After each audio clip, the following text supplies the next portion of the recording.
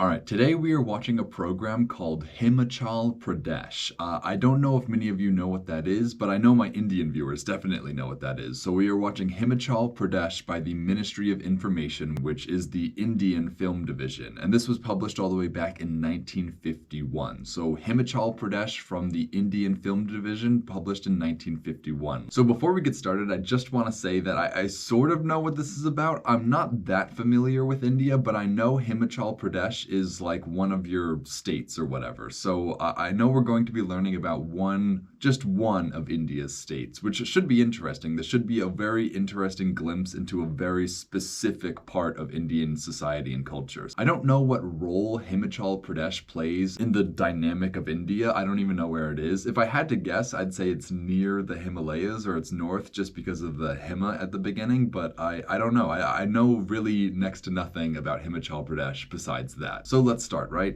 Here we go.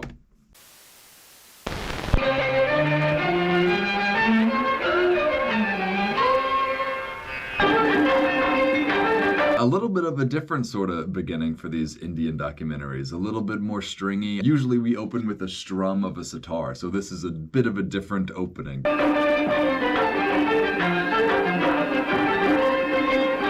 Yep, there you go, Himachal Pradesh. I hope I'm saying that right.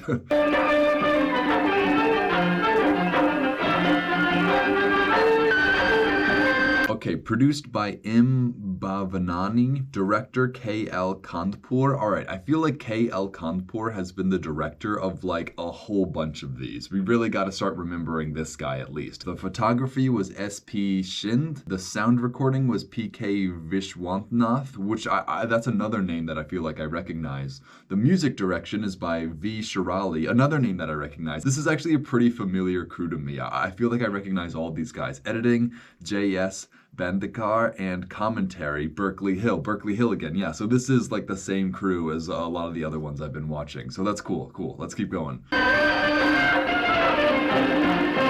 It's interesting. You never know if like this is a really big organization that hires a whole bunch of people to make these, or if it's like one team making all of these. And based on these credits, at least, it seems like there is one core group of people working on these at this time. I don't know if that's true for the entirety of the Indian Films division, but definitely for like this period at least.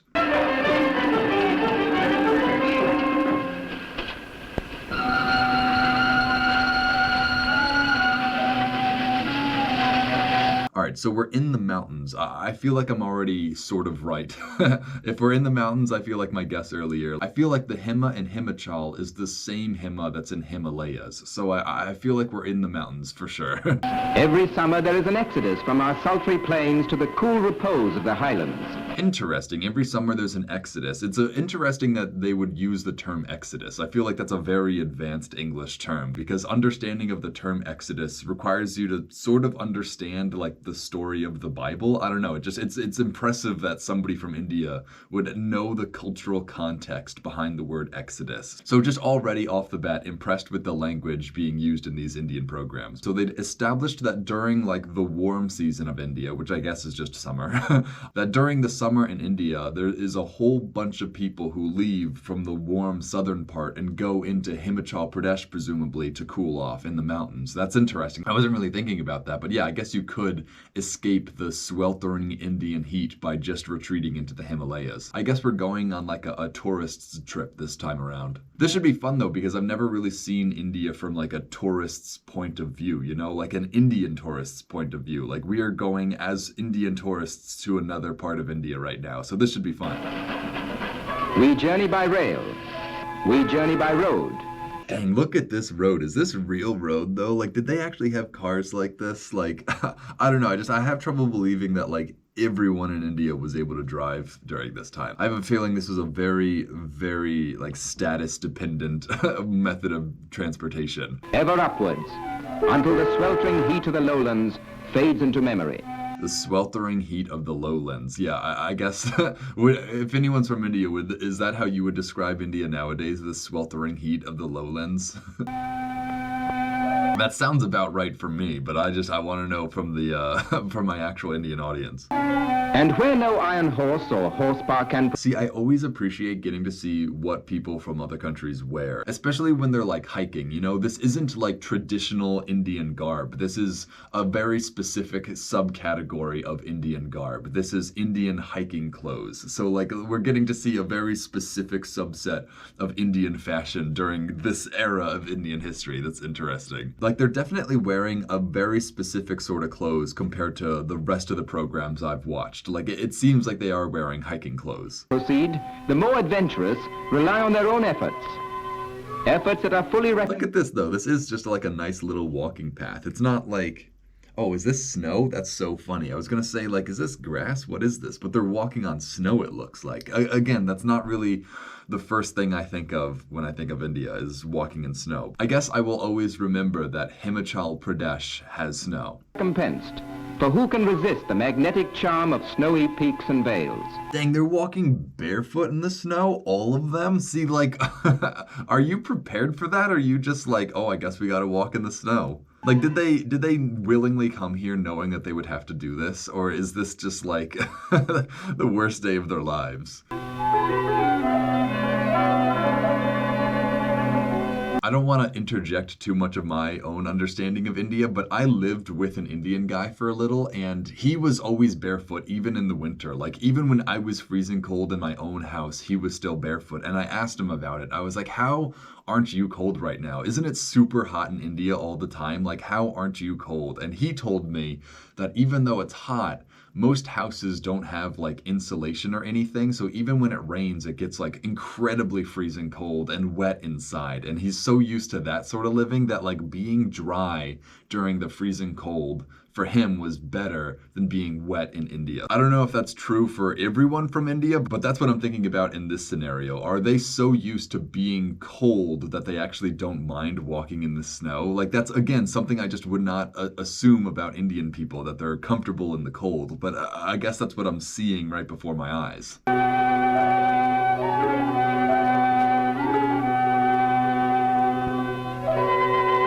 This is a crazy shot, though. This is some real mountains. I mean, I guess these are the Himalayas. These are the tallest mountains. These are the realest mountains. It's always wild to remember that India has mountains like this.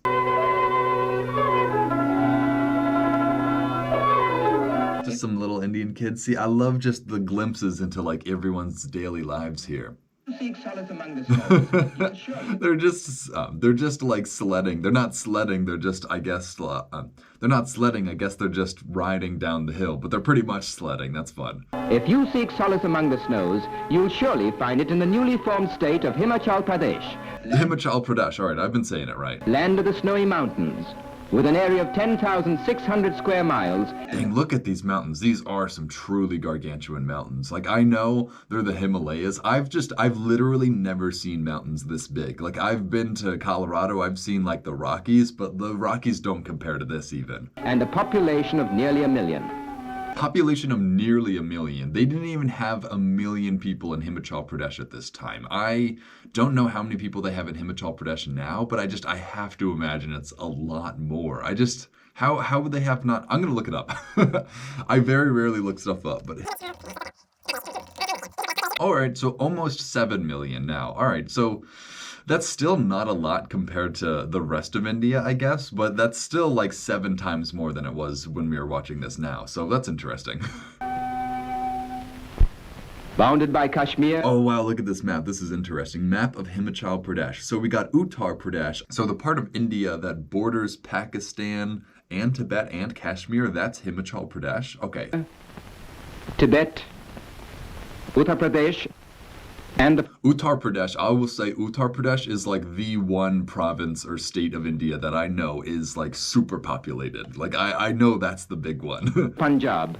Himachal Pradesh has been formed out of more than a score of smaller hill states.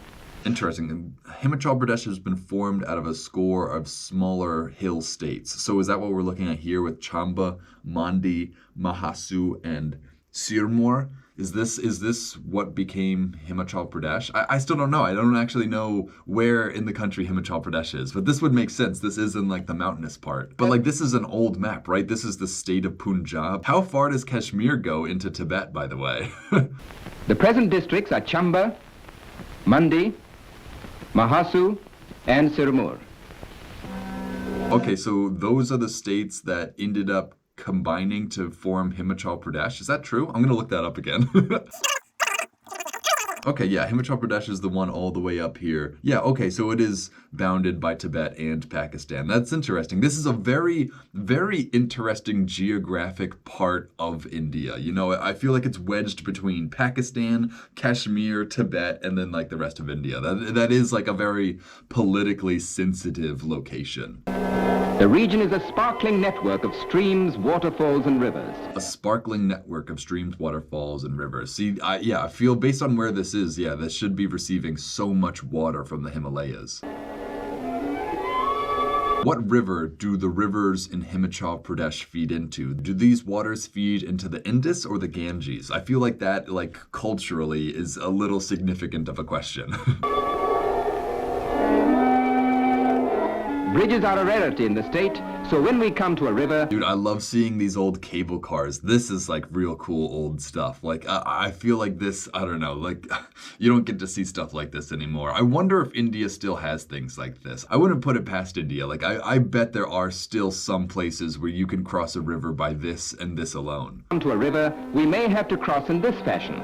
A novel experience.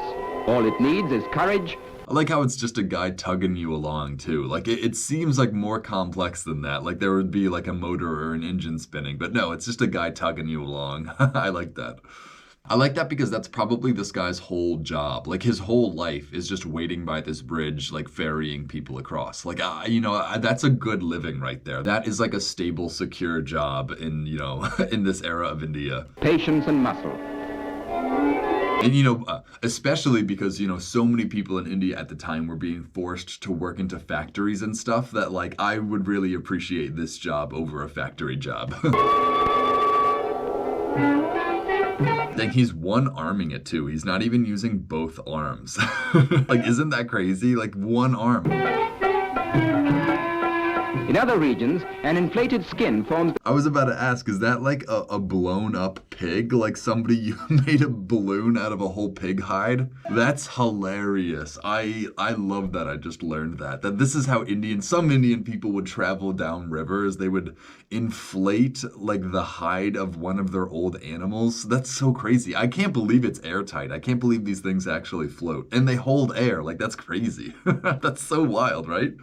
Is this like a regular thing in India? Like, that's what I have to think. Like, this must be like pretty irregular. Like, I can't imagine this is just still happening. Maybe it is. I have to imagine there are easier ways to find flotation devices now. Did this used to happen, or is this like a very bizarre thing that the camera crew just got to witness? I have to imagine this is sort of normal, but like, it's just so bizarre. I don't know. A happy medium for safe transit, plus your own power. The advantages here... No way. Oh my God. See, India just is a different place entirely. I love this. This guy's drifting down the river, floating on his, like, inflatable cow hides. And he's got, like, a bench and a hookah and everything. Like, wow. I don't even know what to say about this guy. This guy's winning. This guy is the winner of India right here. This guy knows how to live in India better than any of us. Class 1 travel are, well, smoking is permitted, and somebody else supplies the motivation.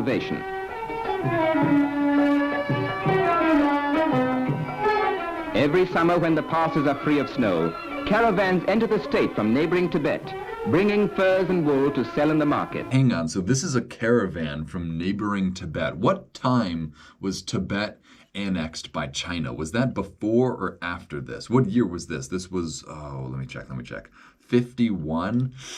I feel like this was before. I feel like you wouldn't have caravans coming from Tibet if they were under the control of the Chinese. I feel like this is during independent Tibet, or at least that's what I'm telling myself. I don't quite know if that's true, but I guess I could look it up. Fine, I'll look it up.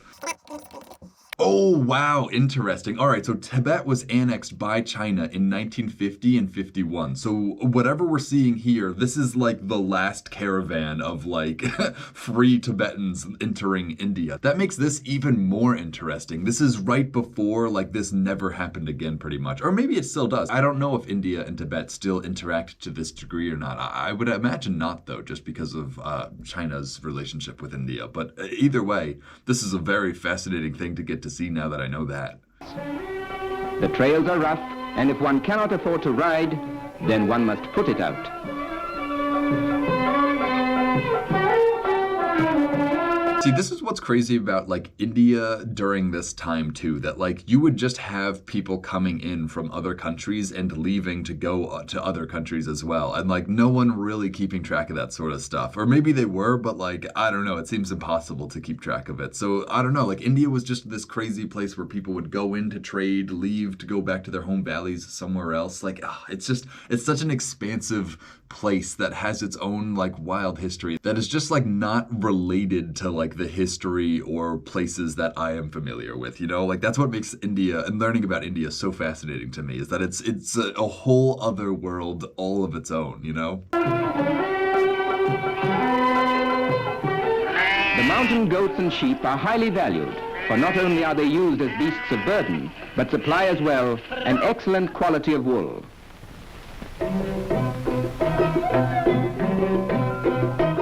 Spinning is common, and the blankets they weave are warm and lasting.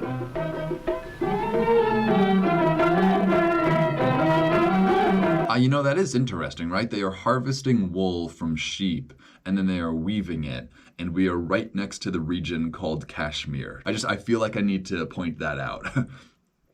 Like, is the fabric that they're making cashmere or no? However, the main occupation of the people is farming. Yeah, that's like the least surprising thing ever. That was pretty much all of the entire world at this time. Their patches of land that hug the mountainside yield full crops of wheat and gram, pulses and maize. See, this is so interesting too, to hear the crops that Indian people grow, because some of them are like super normal to me and some of them I've never heard of before. So I like paying attention to what they're actually growing. Hug the mountainside yield full crops of wheat and gram, pulses and maize. And maize. All right, so they're pretty much just growing grains.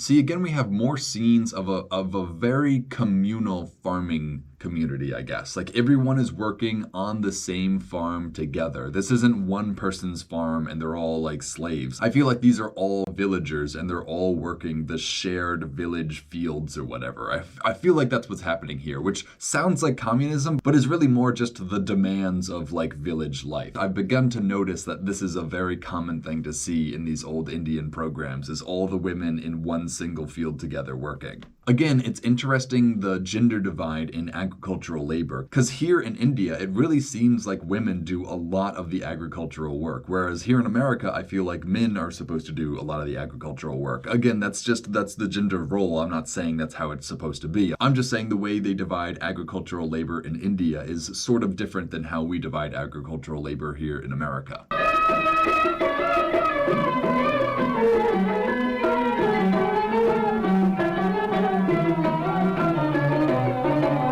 So these are some real Indian women right here. I'm just trying to look at like what clothes they're wearing, because this clothes is like just not what I would imagine most other Indian people wearing even. I'm resisting making like some really mean comparisons, but this girl kind of looks like Captain Jack Sparrow. In the crisp climate, fruits thrive to perfection. But the master crop of all is the humble potato. It grows on The humble potato is the master crop of Himachal Pradesh. That is so funny. I never in a million years would have guessed that. What's so funny about that, again, as an Irish person and as an American person, the potato came from America. So the potato is not like a traditional Indian food to be farming. This is very much an effect of the Columbian exchange right here, which is even more interesting that Himachal Pradesh so thoroughly embraced the potato that it's the cash crop of this entire state. That's wild. As an Irish American, I feel like I'm beginning to relate to those of Himachal Pradesh more. I feel like this is like my part of India. India now. It grows uncommonly well and is the cash crop of the state. The cash crop. Have you ever heard of a potato being a cash crop? That's what's so funny is like in the West, potatoes are like the most worthless thing. Like you wouldn't be able to sell potatoes. That's why the Irish grew them, because they were so valueless that the English like wouldn't even tax them. So like it's just so funny that here in India they're being grown for profit. Rich in beauty, the region is also rich in forests of deodar, fir and pine. See, this is another thing that I really just don't picture in India is pine forests. You know, I picture India as like a jungle place or maybe like a dry savanna place, but like definitely not a conifer forest place. So this again is a very interesting glimpse that we're getting into India's wildlife as well.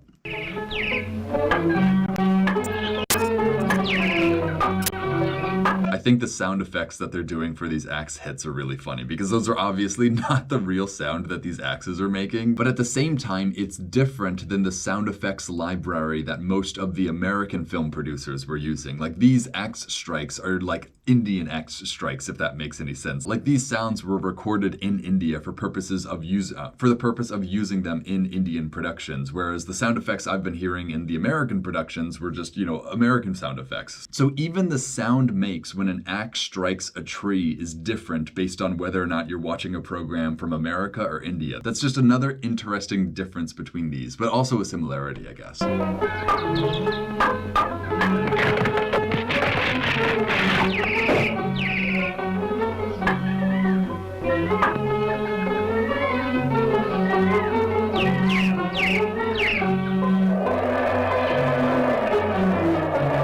So now they're just chucking all the wood that they just spent all that time chopping down into the river. So is it going to drift down the river? Is that the idea? Yeah, just like, how do you keep track of all the stuff that you put into the river like this? Like, this just seems like you're going to lose a lot of your product. Maybe not. Maybe there's somebody at the end of the river who's catching all these, but it seems like a lot to keep track of.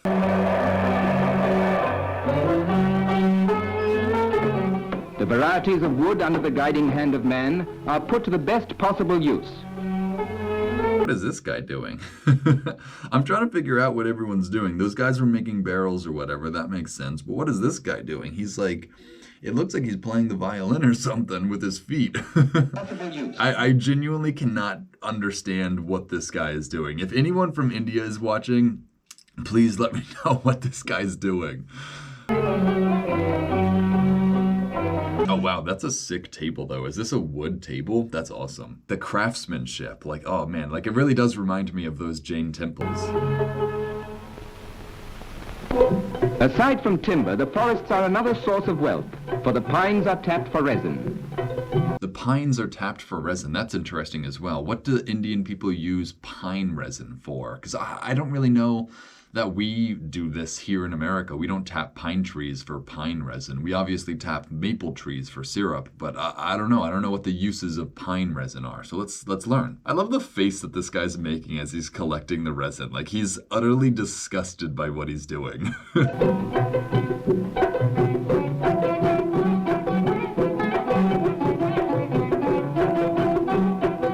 I like to think that this guy was waiting here the entire time. Like obviously they leave those cups and then they come back for him. But the suggestion based on the series of shots is that he was sitting there waiting for it to fill up. Wow, okay, so that was pine resin. But what do you use pine resin for? Does any of my Indian audience know? Like, I don't know. I feel like I should know this, but I don't. The resin is distilled in a factory situated within the state.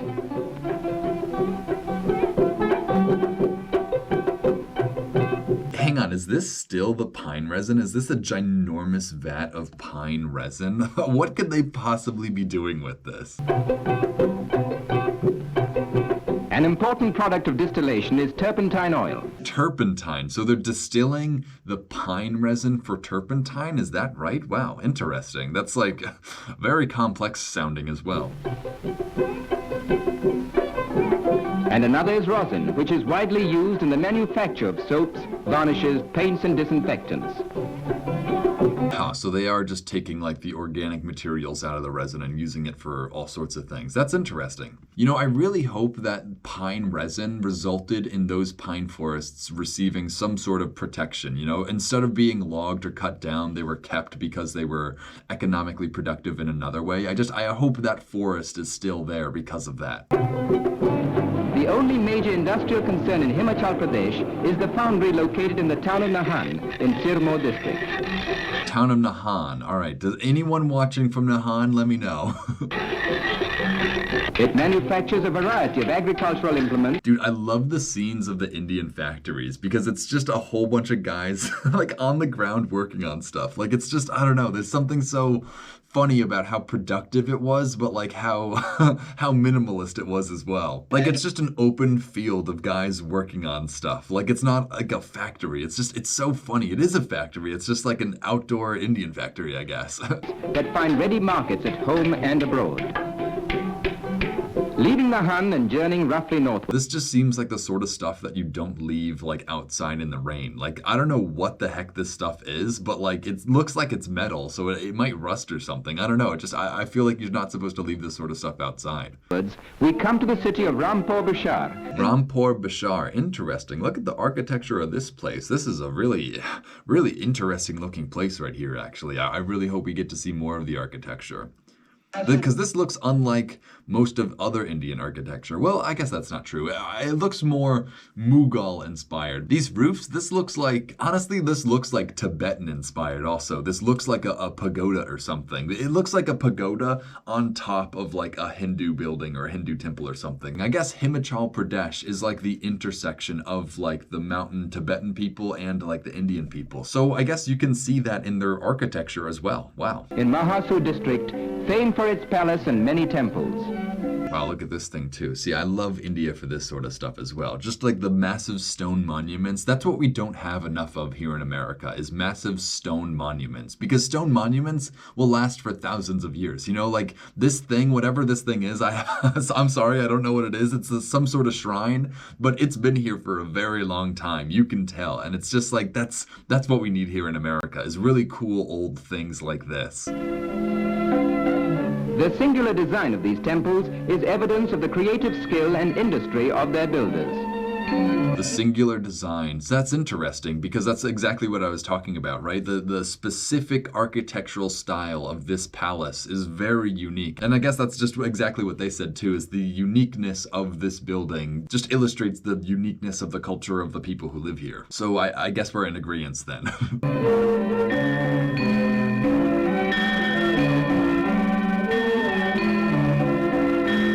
Yeah, this is some more awesome stone temple work right here. India has like the coolest stone carvings in temples ever. Like it's so ornate, it's so fascinating. Like when I go to India, that is all I'm gonna do is go to the temples. That's all I wanna see. I guess I wanna go into the forests too. I wanna see the Indian wildlife, but this is definitely, from the human aspect, this is like the most interesting thing for me.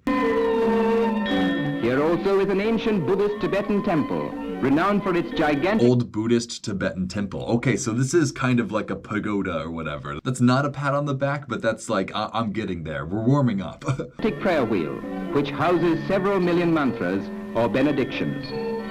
Mantras or benedictions. It's funny that there's not really a perfect word in English for this phrase, or I guess those are the perfect words for it, but like we don't have mantras or benedictions in the same sense that Indian people do. The closest thing the American culture has to mantras are like movie quotes, but like that's still different, you know? These are still just sayings that are religious and meaningful to the people here. We don't use the word benediction and we very rarely use the word mantra, so it's funny to see them trying to fit like Indian culture into the English box, you know? Rampur Bashar is a vital trading center on the route that links India to Tibet. Like her sisters elsewhere, Milady from Tibet shops to enhance her charm. That's so funny. I guess women are always been the same. They just shop to enhance their charm. That's just, I guess, I guess we're all the same everywhere. While her menfolk purchase on a more practical plane. Like, it's funny that, like, even in India, they have the same gender stereotypes that the women shop for jewelry and the men buy, like, functional, like, urns or whatever, you know? Like, that definitely carries over into American culture as well. That honestly might have come from American culture. Obviously, I'm not going to say that, like, Indian women shop for jewelry because of American or whatever, but, like, that was a very breakfast at Tiffany's sort of shot.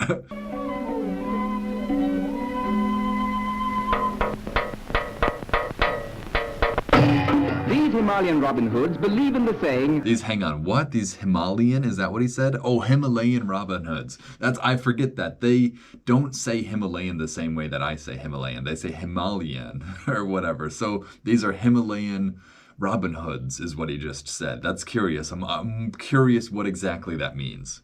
What exactly that means in this context. Again, it's pretty impressive that these Indian people know, like, English literary canon well enough to make a reference to Robin Hood. Like, you just got to be impressed with that a little. laugh and the world laughs with you. Again, you can go to the credits and you can look at who wrote this, and it was an Indian person, so the fact that they wrote this in English, referencing, like, English mythological characters, is, like, pretty impressive. They're attending a festival in Mahasu district. Well, that's what's called a sitting target. Excuse me? You know what? I'm here for this. I really want to know if what I think is happening is actually happening. Was that, like, is that real? Like, is that a dance, or is he actually trying to shoot him in the feet? Because that was also a really slow dance if somebody's pointing a bow and arrow at your feet.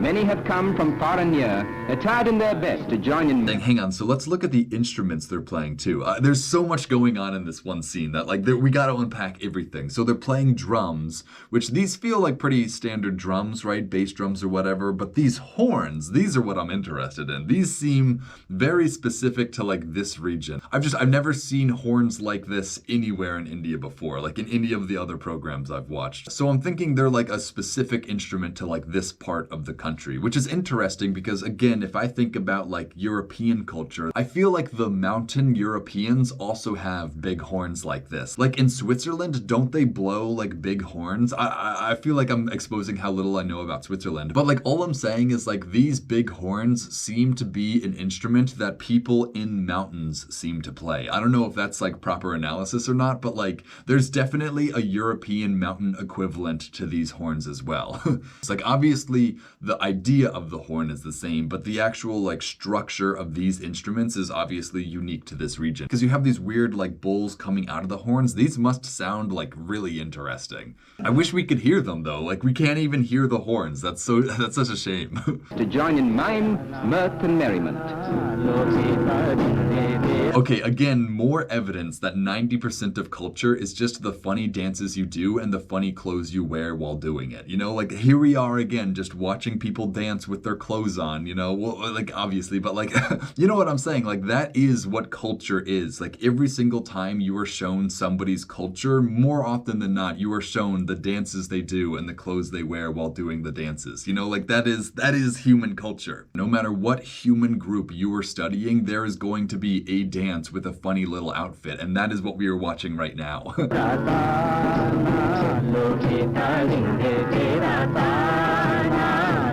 Oh, look at those horns. See, I really wish we were hearing the actual music that was being played, because I bet it was, like, really bombastic.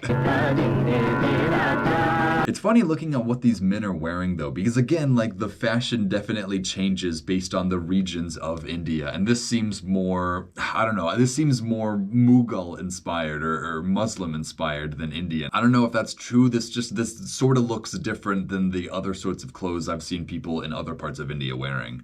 I bet there's somebody who can explain it all to me in the comments, but again, I'm trying to pick up on these things. They are wearing skirts, though. I will say that. That's funny, too, though, because, yeah, again, skirts aren't necessarily a girl thing in India or in Europe. So I guess Europeans and Indians also have a traditional man skirt. That's interesting.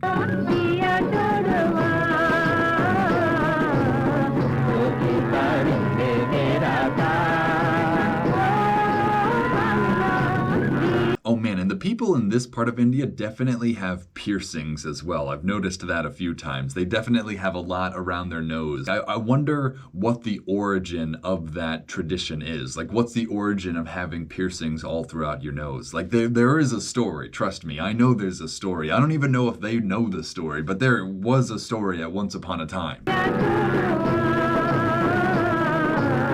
With the local music ringing in our ears. This dance is so interesting too, because all these guys are hanging on to each other's belts while twirling a little napkin or something. So I don't know, it is funny seeing the dances they do in their funny clothes. Like, this is culture.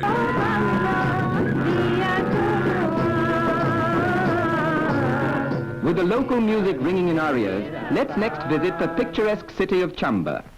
The picturesque city of Chamba. All right, I've never heard of Chamba, but it looks pretty cool. It looks like a pretty small city too. With the rushing Ravi River flowing nearby. Wow, look at this place. Look at these big buildings in the back. See, that's what's so crazy is that, like, this is not what I pictured, like, big buildings in India to look like. Like, is this a colonial building?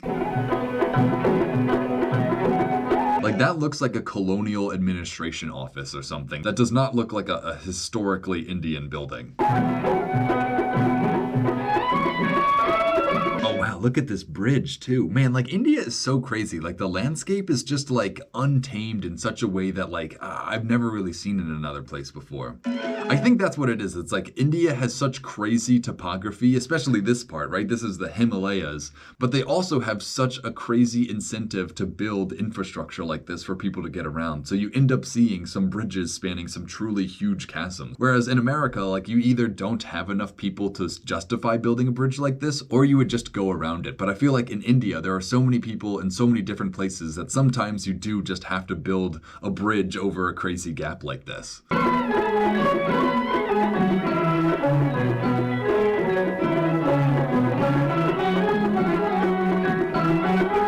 Chamba has many temples, of which the most notable is... Yeah, these are temples, but these aren't like Hindu temples. These are like Tibetan Buddhist temples or something.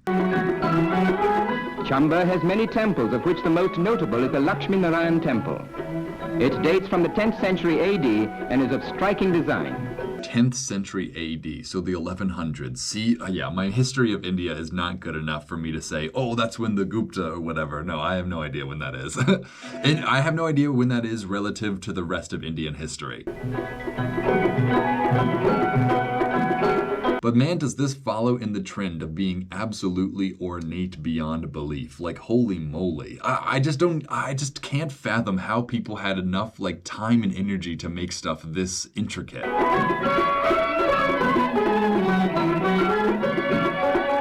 The townsmen have a reputation for being gracious towards strangers. Is he blowing? Yeah, is he playing like a bagpipe? It seems like he's about to play a bagpipe. Oh man, can I hear what an Indian bagpipe sounds like? That is either like the most beautiful or like the ugliest sounding thing on the planet. While the hard-working women folk are comely, cheerful, and... Look at the little hat this Indian girl's wearing. She's just wearing like a tiny hat. Like, is that a thing in India? Like, what's the point of that tiny hat? Can somebody tell me? Is that fashion or is that like utility? I don't know. Comely, cheerful, and courteous.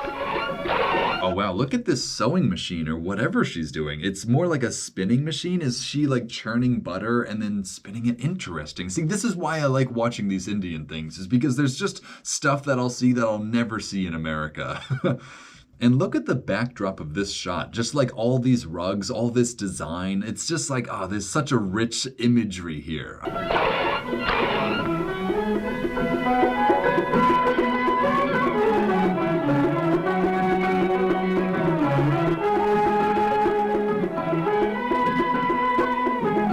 Chamba women are well known for the excellence of their embroidery.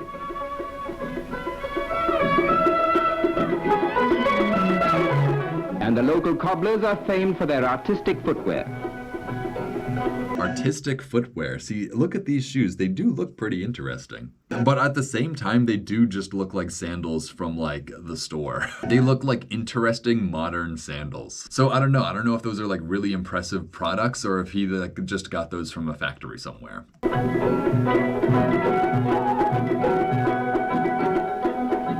From Chamba, we hike to Mandi district, in which is located the giant hydroelectric project at Jogendranagar. The giant hydroelectric project. Yeah, we definitely also know that India is building tons of dams during this time. Maybe this is the Mayurakshi Dam, who knows? Run by the Punjab government, the unit supplies electricity to Punjab and West Pakistan. West Pakistan. So India is building a dam to give electricity to West Pakistan. That's interesting. Damn, look at this water. India really does have like some crazy hydrological potential. Like there is so much water falling down such a high elevation. Like they really should have built more dams. This is the town of Mandi. Mandi? This is Mandi? I feel like I'm not paying attention to any of these town names, but we might have seen this town before already. No, whoa, look at this bridge. This is a pretty ornate bridge as well. See, there's some cool stuff here, man.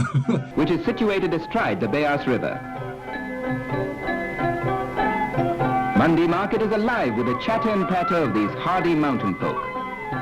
Mandi market is alive with these mountain folk. That's interesting. Does Mandi still look like this? Does this architectural style still prevail in this part of the world or part of the country? I hope so. I hope there are still examples of this very unique, I guess, Himachal Pradeshi architecture. It's so fascinating.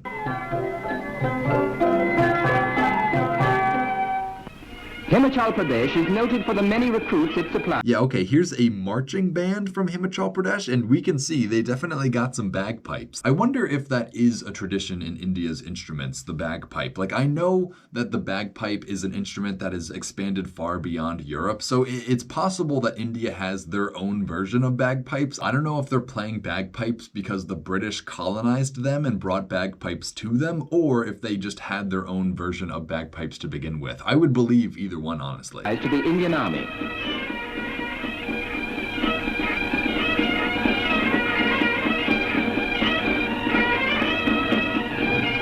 Here too a carnival spirit fills the air, for the festival of Shivratri is underway. The festival of Shivratri? I don't know what that is. Can somebody explain to me what this festival is? Well, by the end of this channel, I'm going to understand India so well because of the comments that you guys leave. I just want you guys to know that. It's because like every time I don't know something, you guys are going to have my back and explain it to me. One day I will know what they're celebrating here.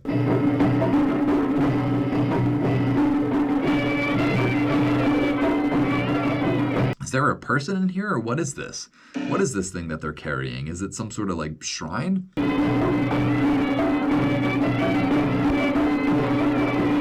Devtas, the local gods, honor the occasion with a timely dance.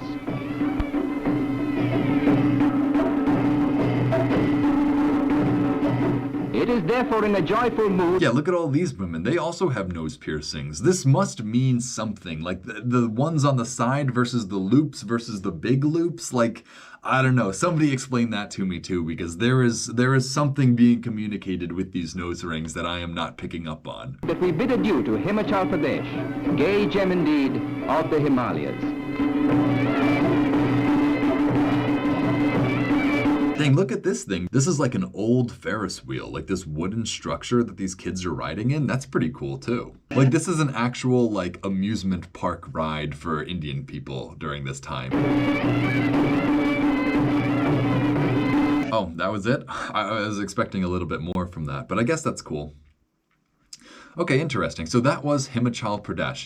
For what it's worth, I definitely know more about Himachal Pradesh than any other Indian state so far. I definitely understand this one the best out of all of India. So I don't know if that's worth anything, but I definitely feel like I learned a lot. But what I find interesting about this place in particular when it comes to India is just how much it is an intersection between two or more cultures. You definitely feel like the traditional Indian culture, but you also definitely feel that Tibetan influence as well. This is a very interesting part of India for that, or at least I imagine this is a very interesting part of India. Maybe this is like the most normal part of India for some people, but to me, this is a very unexpected sort of place to exist in India. Like there's just such an interesting mix of people and traditions and beliefs and all that sort of stuff that like it really is hard to understand without watching a program like this. But now that I have seen this, I don't know, I feel like I do understand this place a little. Obviously not entirely. Obviously there's still so much to learn about this place and all of India. I'm happy that I know this much about this specific state. I enjoyed this thoroughly, and I hope you all did too. And if you did and you would like to help support what I do here, you can follow the link in the description that'll take you over to the Internet Archive. The Internet Archive is where I get all these old programs from. So if you want to support me, donate to them. And with that, I think we're ready to cut to black.